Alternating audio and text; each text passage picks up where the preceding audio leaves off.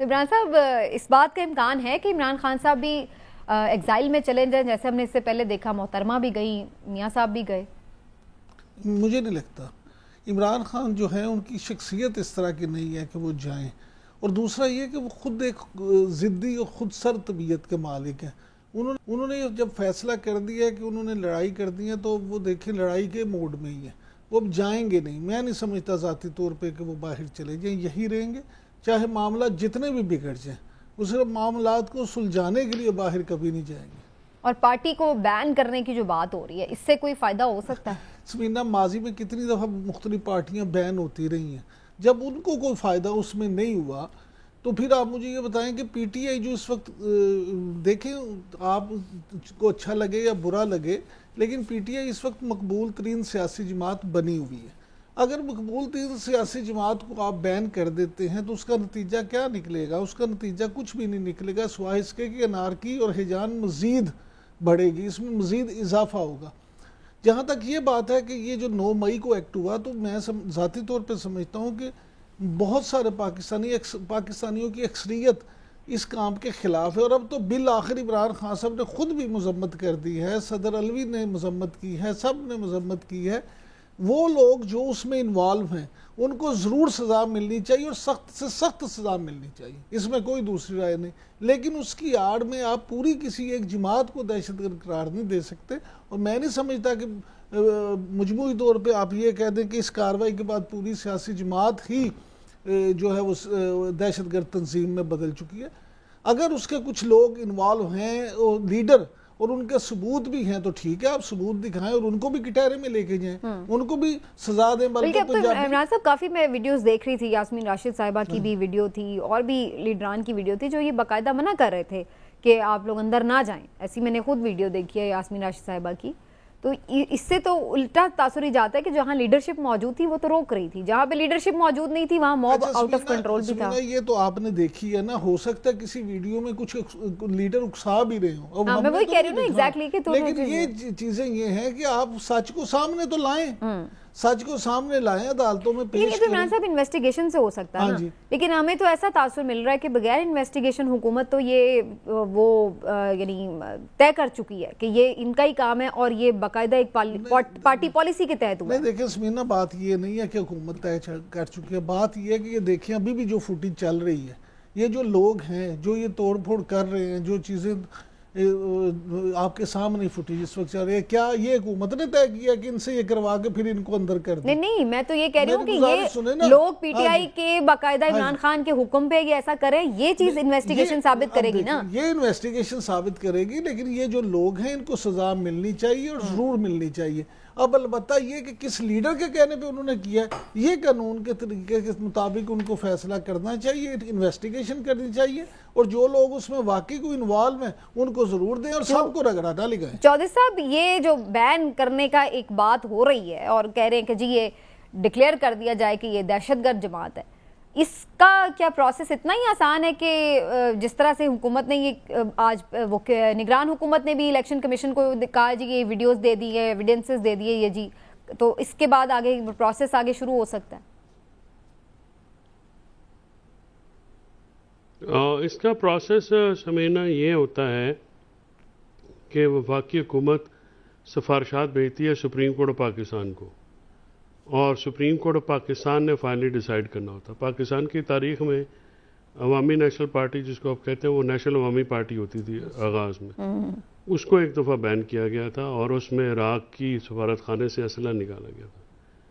तो इस सारे जो प्रोसेस की जो शुरुआत निगरान हुकूमत ने इलेक्शन कमीशन के ज़रिए की है, तो इस पर तो यहीं से बहुत सवालात उठ जाएंगे कि क्योंकि इन दोनों के जो मामलात हैं इमरान खान के साथ, वो तो कोई बहुत ही हमेशा से बेहतर नहीं रहे। इलेक्शन कमीशन रोज़ उनको नोटिस देती है, उनको डिस्क्वालीफाई करना चाहती है कंटेम्प्ट ऑफ कोर्ट के आड़ में, और निगरान हुकूमत जो है वो भी अपनी बड़ी खुली दुश्मनी पे है उनके। उन्होंने ज़मान पाक के घर पे हमला भी किया, ऑपरेशन भी किया, तो ये सारी चीज़ें हैं। तो इसमें अल्टीमेटली तो मामला सुप्रीम कोर्ट में आना है और सुप्रीम कोर्ट ने डिसाइड करना है। तो ये प्रोसेस है पॉलिटिकल पार्टी को बैन करने का। ठीक, किसी भी पॉलिटिकल पार्टी को आजकल के हालात में बैन करने का सोचना या कहना, ये किसी तरह से भी एक्सेप्टेबल तो नहीं होता। और पीटीआई को जो इमरान याकूब खान साहब ने जो गुफ्तगू की है उससे दूसरी राय लेना शायद मुमकिन नहीं है। पीटीआई को बैन करेंगे तो फिर अगर आप ये समझते हैं कि अवामी हमायत नून लीग और पीपल्स पार्टी को मिलेगी तो ये तो नहीं मिलेगी। और मुझे लगता है कि इन दोनों जमातों की वजह से ही जिस तरह से पीटीआई की मकबूलियत की एक वजह ये जमातें भी हैं, क्योंकि इनकी कारकर्दगी भी कोई नहीं है और इनका जो इनोवेशन भी नहीं है, नई बातें भी नहीं हैं। ये पुराने डगर पे चल रहे हैं, पुराने तरीके से ही मामला चलाने चाहते हैं, जो आजकल के वक्त और हालात पे तो शायद मुश्किल हो जाएगा।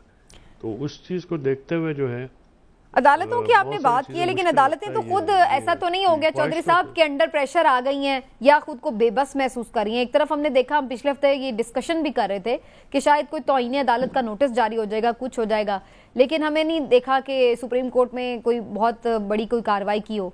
और फिर दूसरी तरफ जिस तरह से जो मातहत अदलिया है, जो हाई कोर्ट्स हैं, वहाँ पे जो जज साहिबान के रिमार्क्स में देखती हूँ, चाहे वो इमरान रियाज के केस में हो, चाहे वो शीरी मजारी साहिबा के केस में हो, तो वो भी ऐसा लगता है कि बिल्कुल मायूस हो गए हैं कि वो लोग अपने फैसलों पर अमल दरामद नहीं करा सकते।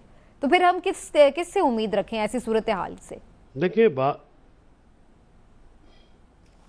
समीना, जो मरोजी हालात होते हैं, अदालत जो होती है, अदालत के फैसले जो हैं ज़ाहिर वो अखलाकी तौर पे बाइंडिंग होते हैं और इंतज़ामिया जो है वो उस पर होती है, उसको अमल दरामद की पाबंद होती है। लेकिन हमने देखा है पिछले कुछ अरसे से अदालतों के ख़िलाफ़, जैसे आज जस्टिस गुल हसन औरंगज़ेब साहब ने भी ये कहा, एक सोची समझी स्कीम के तहत उनके ऊपर हमला किया जा रहा है, उनकी अदालत में बैठे हुए जजेस के ऊपर, बिकॉज़ वो जवाब तो दे नहीं सकते, तो मीडिया के ऊपर तकरीरों के ज़रिए उनको जो है अर्जा सराई की जाती है, उनकी करैक्टर असैसिनेशन की जाती है, वीडियोज़ ऑडियोज़ लीक की जा रही हैं, और जिस तरह से उनके ऊपर एक हमला आवर है इंतज़ामिया, ये जो पीडीएम की हुकूमत है, इससे तो ज़ाहिर होता है ना अदालत का जो इस निज़ाम में एक किरदार है उसको तो महदूद किया जा रहा है।